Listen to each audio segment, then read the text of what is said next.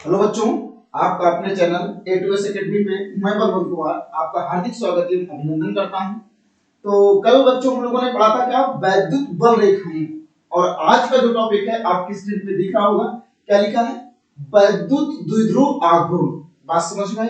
क्या नाम है इसका? वैद्युत द्विध्रुव आघूर्ण। तो सबसे पहले इसमें जो हम लोग डिफाइन करेंगे बेटा, वो क्या करेंगे? वो हम लोग पढ़ेंगे क्या, देखो ध्यान से। वो हम पढ़ेंगे पहले वैद्युत द्विध्रुव क्या है। बात समझ में आई? कंफर्म हो गया? ये वैद्युत द्विध्रुव क्या है, सबसे पहले देखो ध्यान से, इसमें एक वर्ड और जुड़ा है, द्विध्रुव। कंफर्म हो गया? और हमको पता है कि जो भौतिक विज्ञान है और भौतिक विज्ञान के अंतर्गत जो आप इलेक्ट्रोस्टैटिक्स पढ़ रहे हो, उसमें दो ध्रुव कहने का मतलब है कि कहीं ना कहीं हम दो प्रकार के आवेश को सम्मिलित करने वाले हैं। समझ में? और हम इसको एक सामान्य भाषा में कह सकते हैं कि यह एक निकाय है। ध्यान रखना, यह एक क्या बेटा? निकाय है। कंफर्म हो गया? ये क्या है? निकाय है, एक सिस्टम है। मेरी बात समझना, ये क्या है? एक तरीके का सिस्टम है। तो इस सिस्टम में क्या होता है, इस सिस्टम का फॉर्मेशन हम कैसे करते हैं, उसको आप लोग थोड़ा सा ध्यान दें।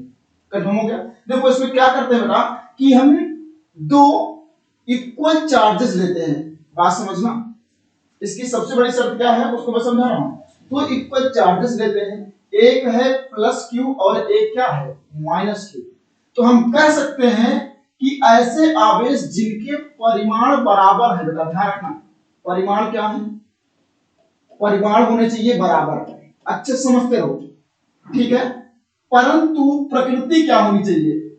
देखो ध्यान से, यहीं पे अगर थोड़ा सी बात करें हम, तो लिख सकते हैं कि जो इसकी प्रकृति होगी बेटा, उसको आप कह सकते हो वो क्या होनी चाहिए? विपरीत होनी चाहिए।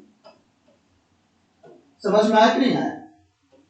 इसमें आपको दो शब्दों का इस्तेमाल जरूर करना है कि जो परिमाण है वो हमारे क्या होने चाहिए? बराबर होने चाहिए, और उनकी प्रकृति क्या होनी चाहिए? विपरीत होनी चाहिए।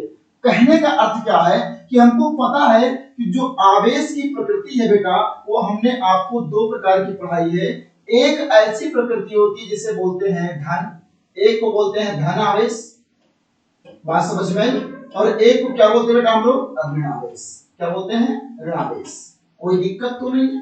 कोई यहां तक बातें समझ में आई? तो अब कहने का मतलब है, अब परिमाण कहने का अर्थ क्या है कि अगर हम यहाँ पे बेटा 10 कूलाम ले रहे हैं, तो जो इसके बाद लेंगे वो लेंगे -10 कूलाम। तो दोनों के परिमाण क्या है? देखो बराबर है, परंतु एक प्लस है और एक क्या है? माइनस है। तो इनकी जो है क्या कहते हैं? प्रकृति क्या है? भिन्न भिन्न है, लेकिन इनके परिमाण क्या है? समान है। तो हम बोलते क्या है कि वैद्युत द्विध्रुव किसे कहते हैं? अभी हम आघूर्ण की चर्चा नहीं कर रहे हैं, हम केवल आपको वैद्युत द्विध्रुव समझा रहे हैं। कोई डाउट, कोई कंफ्यूजन तो नहीं है? आइए देखो हम लिखते क्या है उस पर ध्यान देना। यहाँ पे देखो लिख सकते हो आप, जैसे मैं लिख दे रहा हूं वैद्युत द्विध्रुव। केवल आपको ध्यान दे रखना है यहाँ पे वैद्युत द्विध्रुव। ठीक है बेटा? चलो देखो, अब यहां पे हम कह सकते हैं कि यदि यदि दो बराबर यदि दो बराबर, ठीक है, किंतु किंतु विपरीत प्रकृति के आवेश, ठीक है, विपरीत प्रकृति के आवेश, ठीक है बेटा, विपरीत प्रकृति के आवेश एक दूसरे से एक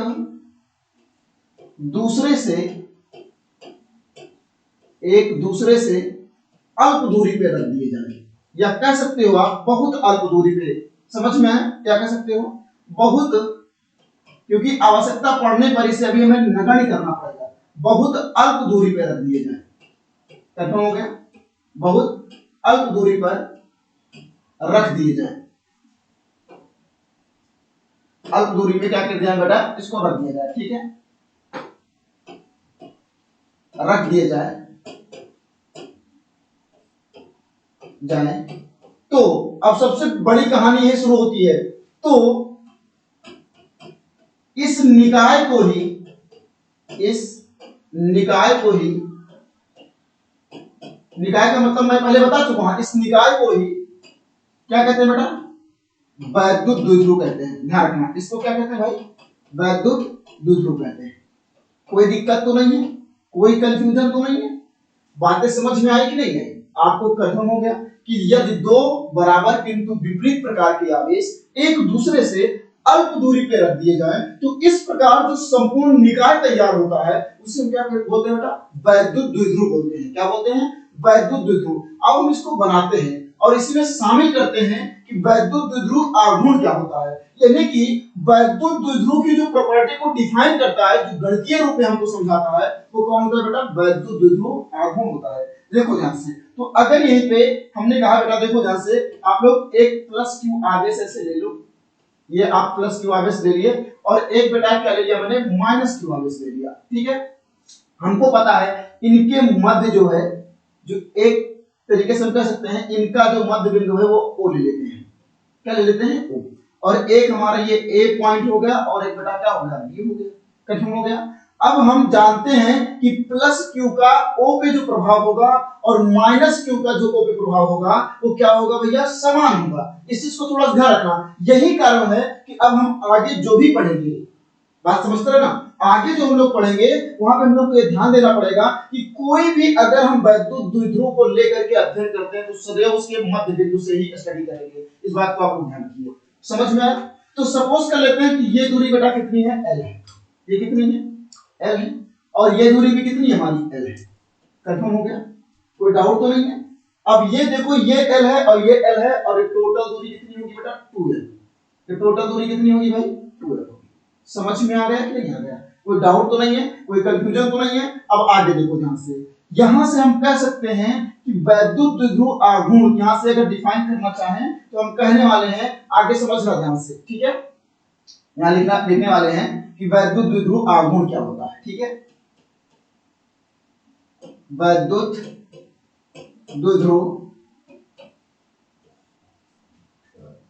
द्विध्रुव आघूर्ण। ठीक है बेटा, देखो ध्यान से, वैद्युत द्विध्रुव आघूर्ण क्या होता है उस पर ध्यान दो। यहां हम कह सकते हैं कि आवेश के परिमाण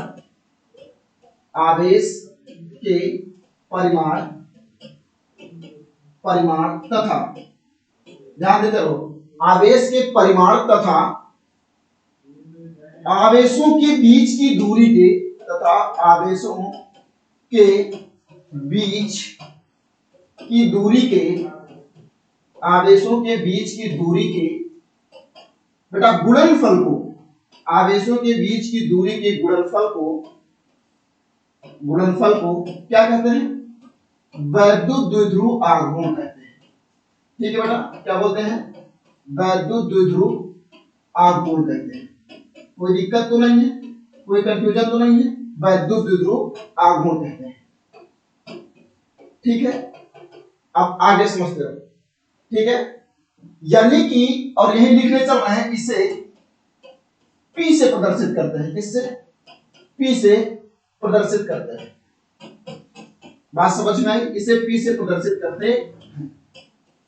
इसके बारे में कुछ महत्वपूर्ण बातें हैं, उसको ध्यान रखना। अगर हम P से प्रदर्शित करते हैं तो बेटा सूत्र क्या बनेगा, आप लिख चुके हो कि आवेश के परिमाण, आवेशों के परिमाण मतलब समझना कि हम दोनों आवेशों के परिमाण को गुणा नहीं करेंगे, हमने केवल लिखा आवेश के परिमाण तथा आवेशों के बीच की दूरी के गुणनफल को क्या कहते हैं, बोलो भाई, वैद्युत द्विध्रुव आघूर्ण कहते हैं। और अगर इसको हम P से लिखे हैं तो P इज इक्वल टू, जो सूत्र बनेगा बेटा वो Q इनटू क्या बनेगा, 2l बनेगा। बात समझ में आई? कोई दिक्कत तो नहीं है? P इज इक्वल टू क्या बनेगा बेटा, Q इनटू 2l। इस बात को आप लोग थोड़ा से ध्यान रखेंगे, इसमें कोई डाउट तो नहीं है, कोई कंफ्यूजन तो नहीं है? अब आगे देखो, इसी की थोड़ा चर्चा करें हम लोग। यहां से इसके बारे में एक दो पॉइंट है जिसको आप लोग नोट करेंगे। देखो ध्यान, सबसे पहला पॉइंट क्या है, सबसे पहला पॉइंट क्या है, यह सदिश राशि है, यह सदिश राशि है। ठीक है बेटा, ये क्या है, सदिश राशि। दूसरी चीज इसका जो पॉइंट नोट करने वाला है, लिख सकते हो कि इसकी दिशा, ठीक है, दिशा ऋणावेश से धनावेश की ओर होती है, धनावेश की ओर होती है, ठीक है, धनावेश की ओर होती है। अच्छे से समझते हो बेटा इसको, ठीक है। मतलब आप समझ लो कि जैसे मैंने दो निकाय रखे हैं, आपको दिख रहा होगा जो यहाँ पे, तो यहाँ जो वैद्युत द्विध्रुव होगा बेटा उसकी दिशा कुछ ऐसे होगी, इसको हम क्या बोलेंगे, पी वेक्टर। कोई दिक्कत तो नहीं है। तो यहाँ से आपको समझ में आना चाहिए कि एक तरीके से मैंने क्या बोला है, सॉरी मैंने इसमें थोड़ा सा गलत कर दिया है। इसको देखो, अगर मैंने इधर लिया है, देखो ठीक है, अगर यहाँ मैंने ऋण लिया है तो कोई दिक्कत नहीं है। यहाँ पे आप इसकी डायरेक्शन को इंटरचेंज करो, ऐसे इसकी दिशा इधर होगी, हमेशा ऋण से किधर किधर की होगी, धन की ओर। इसको बोलते हैं पी वेक्टर। कोई डाउट तो नहीं है, कोई कंफ्यूजन तो नहीं ना, बातें समझ में आ गई। आगे चलते हैं। तो मैंने बता दिया ना बेटा कि यह एक सदिश राशि है और इसकी दिशा क्या होती है, ऋणावेश से सदैव धनावेश की ओर होती है। और तीसरी जो बात आपको नोटिस करनी है, ठीक है ना, तीसरी बेटा इसका मात्रक बताओ क्या होती है, इसका मात्रक क्या है, देखो इसका मात्रक अगर देखें तो P बराबर हम लोग लिखे हैं क्या, Q इंटू 2L। एक एक चीज के बारे में अच्छे से स्टडी करेंगे बेटा, ठीक है। तो Q का जो मात्रक है क्या होता है, बोलो, कूलाम। क्या होता है, कूलाम। और 2L है, इसका मात्रक क्या हो जाएगा बेटा, मीटर हो जाएगा। तो कोई पूछे इसका मात्रक क्या होता है तो क्या बोलोगे बेटा, बोलो जल्दी, इसका मात्रक होगा कूलाम और मीटर, ठीक है। इसका मात्रक क्या होगा, कूलाम मीटर, समझ में आया। और बीमा जो होगी वो क्या होगा, ठीक है, बीमा जो होगी वो क्या होगी, आप Q की बीमा लिखते हो बेटा 80, समझ में आया। और जो इसकी बीमा है वो क्या हो जाएगी, L हो जाएगी। आप यहीं से नीचे लिख सकते हो कि यहीं पे साफ साफ दिख रहा है LTA। सब कंफर्म हो गया कि नहीं, कोई दिक्कत तो नहीं है। यहां से आप लोग को ध्यान रखना है कि जो बीमा होगी वो क्या होगी, LTA। कंफर्म हो गया कि नहीं, कोई दिक्कत, एलटीए समझ में आया ना। तो आप जानते हो कि इसकी बीमा ये निकाल दिए। अच्छा हाँ, एक चीज आपको और जानकारी दे दूं कि जो इसका मात्रक होता है बेटा, इसका जो मात्रक होता है, एक मात्रक और है जो बहुत कम देखने को मिलता है, जिसको बोलते हैं डिवाई। क्या बोलते हैं बेटा, डिवाई। कंफर्म हो गया, यानी इसका मात्रक डिवाई भी होता है। और जो डिवाई होता है वो होता है 3.3 गुणे 10 की घात -30, ठीक है। क्या होता है, 3 गुणे 10 की घात -30 क्या, कूलाम मीटर। इस चीज को आप लोग थोड़ा सा ध्यान रखना। तो इसका मात्रक हमने क्या बताया बेटा आपको, इसका मात्रक क्या होता है बेटा, बोलो, इसका मात्रक हमने क्या लिखा, डिवाई। ये बातें समझ में आई कि नहीं आई, कोई डाउट तो नहीं है। अच्छा, इसके बारे में थोड़ा सा और बातें हम लोग कंफर्म करते हैं, ठीक है। देखो आगे चलते हैं। जो नेक्स्ट पॉइंट है हमारा, इसके बारे में हम कह सकते हैं कि इस निकाय में देखो, ऑब्जेक्टिव टाइप सारे क्वेश्चन इस कराऊंगा मैं। इस निकाय में संपूर्ण आवेश शून्य होता है। संपूर्ण, आपको पता है भाई परिमाण क्या है, एक -10 है और एक +10 है, दोनों को जोड़ोगे तो आंसर क्या मिलेगा, 0 ही आएगा। तो संपूर्ण आवेश क्या होगा बेटा, शून्य होगा। संपूर्ण आवेश शून्य होगा, लेकिन यही पे ध्यान रखना, शून्य होगा, किंतु वैद्युत क्षेत्र शून्य नहीं होगा। सबसे अच्छी बात ये ध्यान रखना कि वैद्युत क्षेत्र शून्य नहीं होगा। इस बात को आप लोग नोट करके रखेंगे, यानी वैद्युत क्षेत्र शून्य नहीं होगा। इस बात को आप लोग नोट करके रखेंगे कि आवेश तो शून्य होगा लेकिन वैद्युत क्षेत्र शून्य होने वाला नहीं है। कंफर्म हो गया कि नहीं हो गया, कोई डाउट तो नहीं है इसके बारे में। ये बातें आप लोगों को थोड़ा से ध्यान रखनी है। कोई कंफ्यूजन, तो मैंने बताया कि कहने का मतलब क्या है, इसका मात्रक क्या है, ठीक है, और इसकी बीमा क्या है, इसका मात्रक डिवाई भी होता है। और हमने बताया कि इस निकाय में संपूर्ण आवेश का जो योग होता है वो 0 होता है। और हमने बताया कि अगर आवेशों का योग 0 है तो ये कोई जरूरी नहीं, कोई आवश्यक नहीं है कि आपका जो वैद्युत क्षेत्र है वो भी शून्य हो। आगे चलते हैं बेटा, थोड़ा सा ध्यान रखेंगे। देखो अब हम लोग पढ़ेंगे इसी के बाद का जो टॉपिक है वैद्युत द्विध्रुव आघूर्ण को। बेटा एक बार अच्छे समझना, मात्रक माने क्या होता है, कूलाम मीटर, याद रखना। सूत्र क्या होता है, P is equal to Q into 2L। हमेशा रट के रखो, P is equal to Q into 2L, where Q is equal to charge है और 2L is equal to distance between them. कह सकते हो यही से जो अगला हमारा टॉपिक है बेटा वो पढ़ेंगे क्या, कि वैद्युत द्विध्रुव आघूर्ण के कारण, देखो हेडिंग 1 किलोमीटर लंबी बनेगी, वैद्युत द्विध्रुव वैद्युत द्विध्रुव आघूर्ण के कारण, वैद्युत द्विध्रुव आघूर्ण के कारण, ठीक है, वैद्युत द्विध्रुव आघूर्ण के कारण वैद्युत क्षेत्र की तीव्रता, बहुत मजा आएगा ध्यान रखना, वैद्युत क्षेत्र की तीव्रता,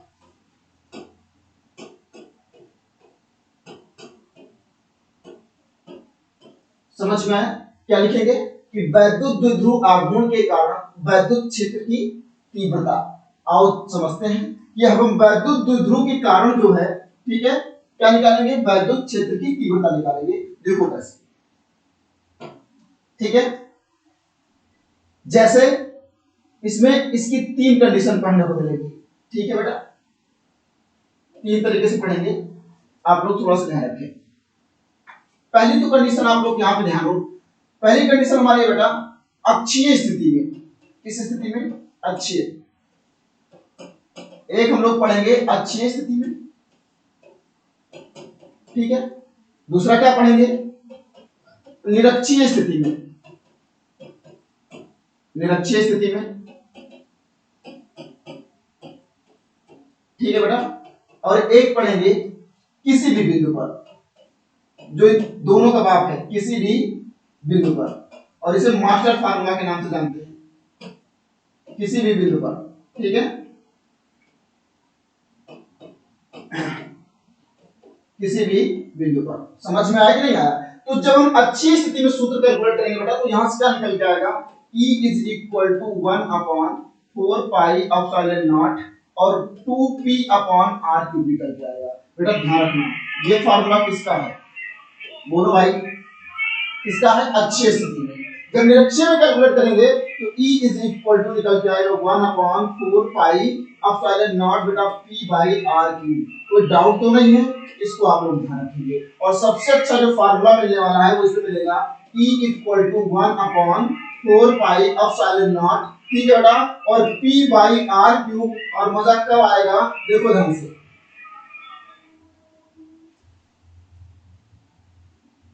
देखो इसको लिख सकते हैं p by r cube under root 3 cos square theta plus 1। समझ में आया कि नहीं आया?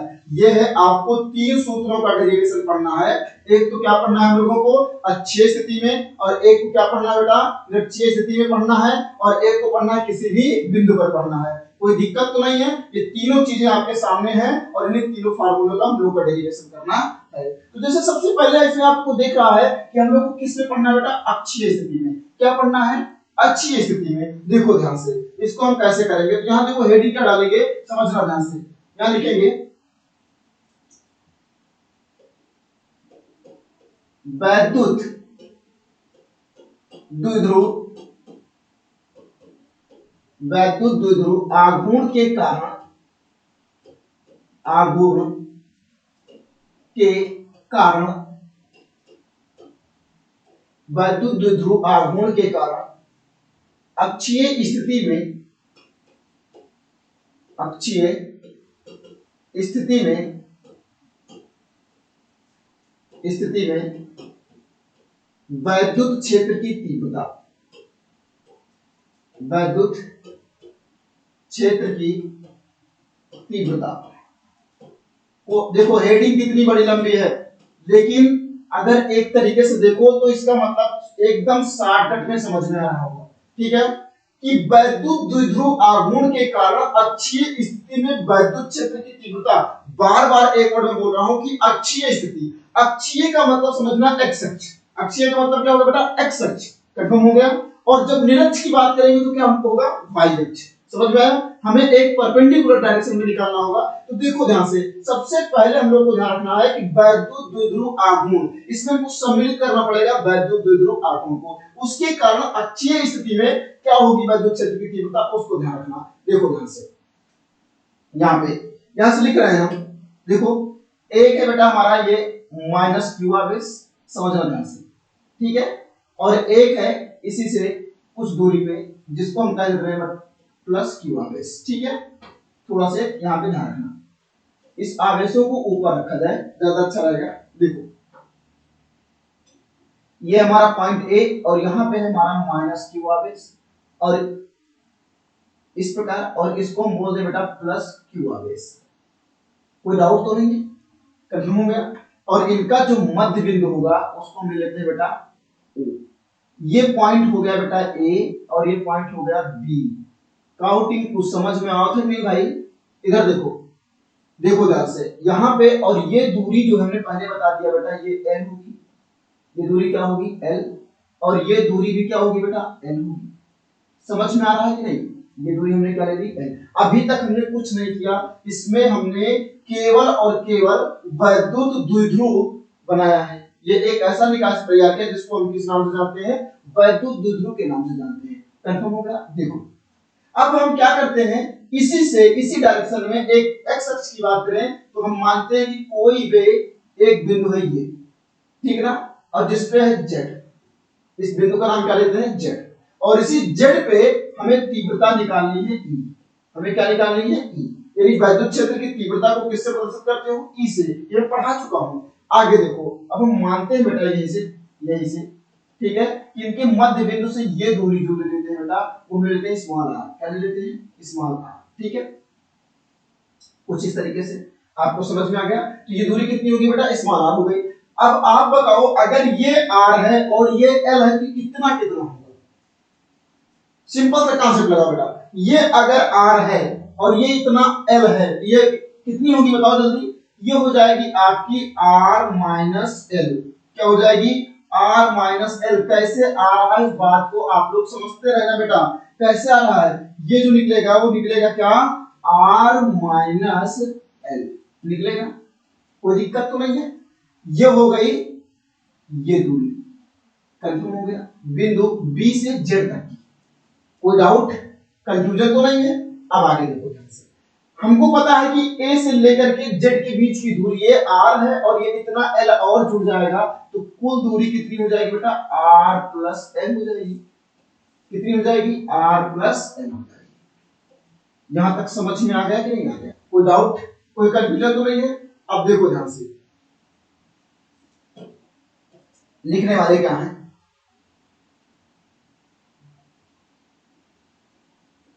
यही पे लिख रहे हैं हम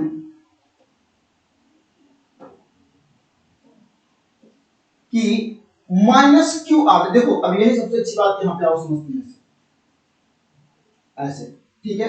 इस बिंदु जेड की बात करते हैं, प्लस के कारण दिशा किधर होगी? बाहर की ओर कह सकते हैं, जिसको हम कह दें इवन वेक्टर या इवन ही ले लेते हैं। और माइनस के कारण क्या होगी? इधर को होगी अंदर की तरफ, जिसको क्या बोलेंगे? E2। क्या बोलेंगे? E2। अब E1 और E2 परिणामी बीच 180 से कोण बन रहा है, और परिणामी के लिए मैंने सूत्र पढ़ाया है कि अगर 180 बनेगा तो परिणामी क्या निकलेगा? अभी आपको साफ साफ नजर आएगा, क्योंकि दोनों की दिशाएं क्या बेटा? विपरीत है। समझ में आया? तो यहाँ पे जो परिणामी निकल के आएगा आप उस पर थोड़ा सा गौर करेंगे। कंफर्म होगा कि नहीं? अब देखो ध्यान से, यहां लिखेंगे माइनस क्यू आवेश के कारण, माइनस क्यू आवेश के कारण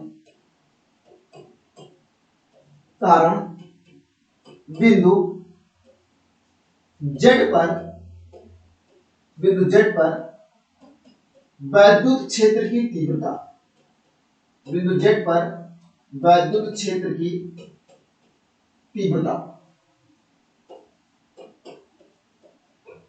ठीक है भाई, कंफर्म हो गया?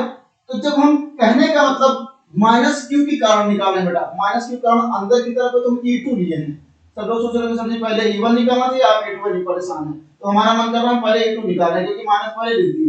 कंफर्म हो गया कि नहीं? देखो ध्यान से, तो जब E2 लिखेंगे बेटा तो फार्मूला हमारा E2 = 1/4 पाई एप्सिलॉन नॉट। समझ में आया? और Q अपॉन, बेटा ध्यान रखना, Q अपॉन क्या होगा? माइनस क्यू कारण ले रहे हैं तो कुल दूरी कितनी आ रही है? R plus L to the whole square. बात समझ में आ गई?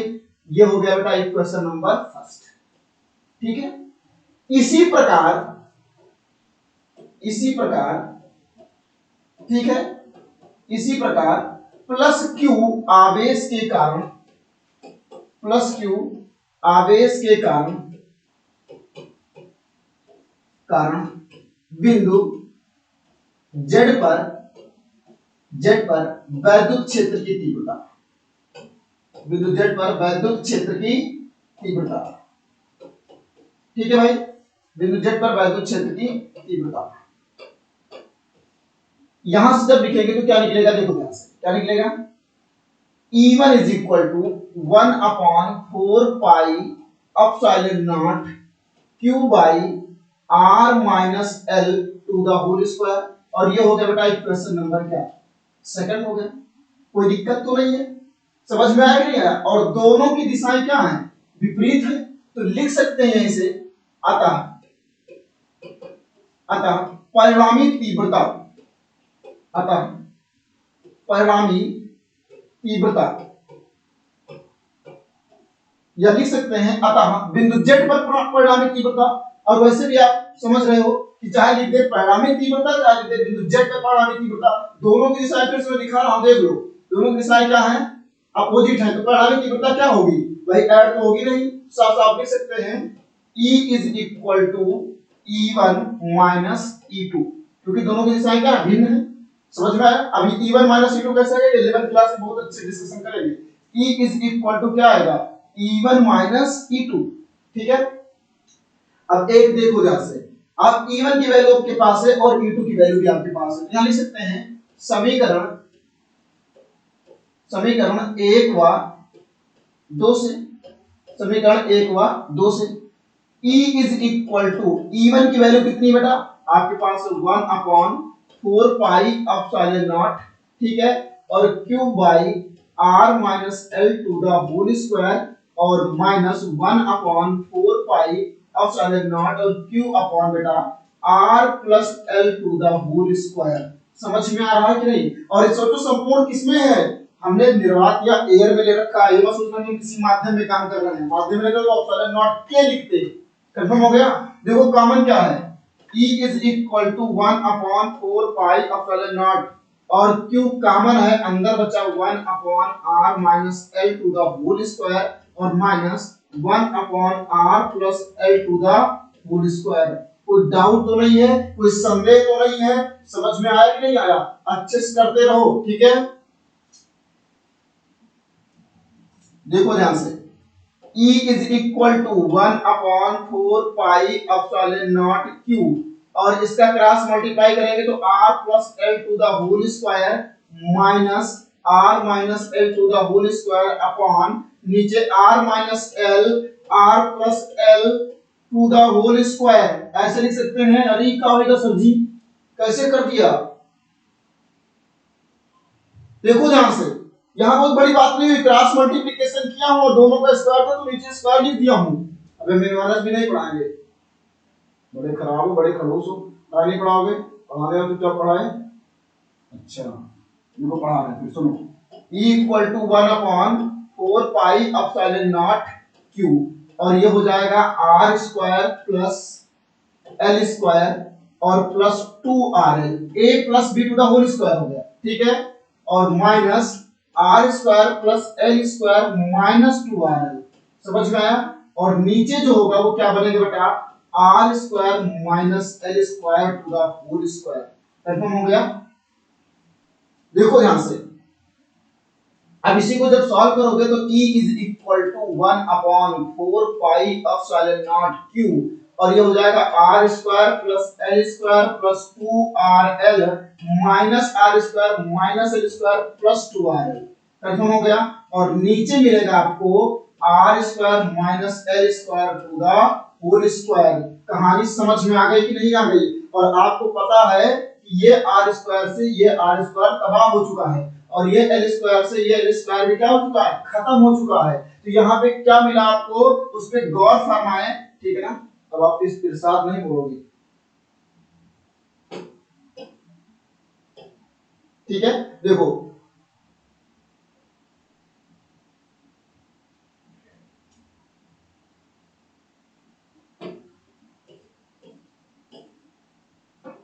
E इज इक्वल टू जो मिला वो मिला 1/4 पाई एप्सिलॉन नॉट, और Q इंटू 2RL 4RL हो गया। समझ में आया। और नीचे हो गया R square minus L square का होल स्क्वायर। तो यहाँ से E is equal to 1/4 pi epsilon naught और Q इंटू 2RL। कोई डाउट तो नहीं है? इससे मैं क्या लिख रहा हूँ ध्यान रखना। अच्छा, एक फार्मूला ये भी है आपका, ये फार्मूला जो निकल के आ रहा है इसको थोड़ा सा ध्यान रखना, क्योंकि कभी कभी न्यूमेरिकल में यहाँ भी यूज करना पड़ेगा, तो आप लोग को थोड़ा देखना पड़ेगा। समझ में आया भाई? इस चीज को आप लोग थोड़ा से ध्यान रखेंगे, ये फार्मूला भी हमारा ही है और इससे न्यूमेरिकल सॉल्व करेंगे। समझ में आया कि नहीं आया? लेकिन अब आओ देखो, इसे हम किस फॉर्म में बनाते हैं? वैद्युत द्विध्रुव आघूर्ण के फॉर्म में। अब देखो ध्यान से, यहीं पे लिखा हुआ है, ठीक है, कुछ इस तरीके से तो हम लिख सकते हैं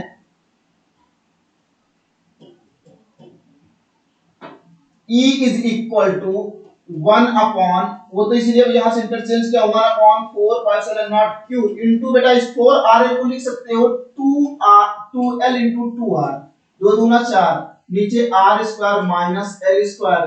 कुछ नजर आया? आया सर जी। क्या नजर आया? Q इनटू 2L की वैल्यू क्या पढ़ाया? अभी भी बताया। P इज इक्वल टू क्या आता है?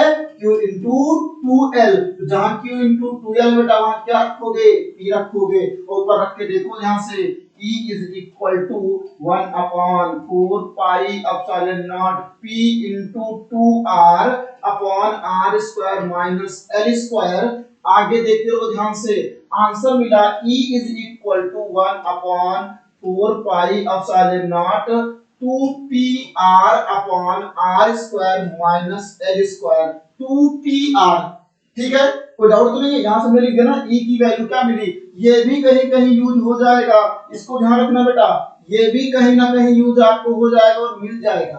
कंफर्म हो गया कि नहीं हो गया? अब देखो ध्यान से, बड़ी कंडीशन खराब हो गई। E is equal to 1/4 pi epsilon naught 2pr upon r square minus l square मिला कि नहीं मिला?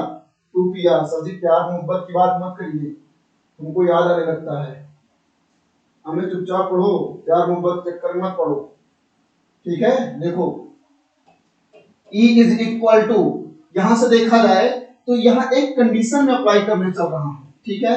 कंफर्म हो गया? देखो ध्यान से, अगर हम कह दें यदि यदि इसका ये पूरा मास्टर पॉइंट है, यदि R is greater than greater than greater than greater than greater than L, हमने ये मान लिया कि जो R की वैल्यू है वो L से बहुत बड़ी है, तो उस कंडीशन में जो L स्क्वायर होगा वो क्या होगा? नगण्य होगा। कुछ लोग को बड़ी तकलीफ हो चुकी होगी, सर नगण्य आप बोल रहे हैं, जीरो बोल देते। मैं जीरो नहीं बोलूंगा, क्योंकि नगण्य और जीरो में बड़ा अच्छा डिफरेंस है। नगण्य का मतलब होता है बेटा कुछ भी नहीं, नहीं, जीरो का मतलब कुछ भी नहीं है, ठीक है? नहीं, ध्यान रखना इस चीज का कि आप लोग ध्यान रखना, अगर हमने शून्य बोल दिया तो जीरो का मतलब कुछ भी नहीं है। नगण्य का मतलब इतना कम है, इतना कम है कि उसकी हम गणना नहीं कर सकते हैं। इस बात को थोड़ा आप लोग ध्यान रखेंगे। अब यहाँ पे देखो, जब हम L स्क्वायर को नगण्य मान लिए हैं तो यहाँ से L स्क्वायर को गायब करना पड़ेगा, ये फिजिक्स है। अब तुम सोचो भाई, अगर एक सिंपल सा देखो, इतना बड़ा हम किए हैं, पूरा डेरिवेशन कर दिए हैं, आपको साफ साफ दिख रहा है, यहाँ पे देखो ध्यान से दिख रहा है। अगर हम L को गायब कर दें, तुम सोचो, अगर हम कहते हैं L इज इक्वल टू 0, भाई देख इधर, अगर L की वैल्यू हम 0 कर दें तो द्विध्रुव बनेगा? कभी बनेगा ही नहीं, कभी नहीं बनेगा। तो इस कंडीशन में L की वैल्यू 0 नहीं करेंगे, समझ में आया ना?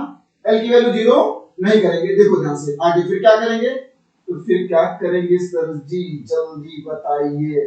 तो देखो ध्यान से क्या करेंगे, यहाँ पे 2pr है कि नहीं है? अब यहाँ पे जब हमने L स्क्वायर को नगण्य माना बेटा, तो यहाँ से E इज इक्वल टू जो मिलेगा, अच्छा यहाँ मैं एक चीज छोटा चला रहा था स्क्वायर, क्योंकि यहाँ पे आपको पता होना चाहिए, यहाँ मैंने होल स्क्वायर लगाना था, ठीक है ना? देखो E इज इक्वल टू, यहाँ भी स्क्वायर लगा देना, तो यहाँ से E is equal to 1/4 pi epsilon naught 2pr और upon r to the power 4 हो जाएगा, r टू द पावर 4, क्योंकि स्क्वायर L स्क्वायर गायब हुआ, इसकी पावर 2 टू द 4 हो गया, इसकी पावर इससे कैंसिल आ गया सर जी। E is equal to 1/4 pi epsilon naught 2p upon क्या होगा? r क्यूब होगा। होगा कि नहीं होगा?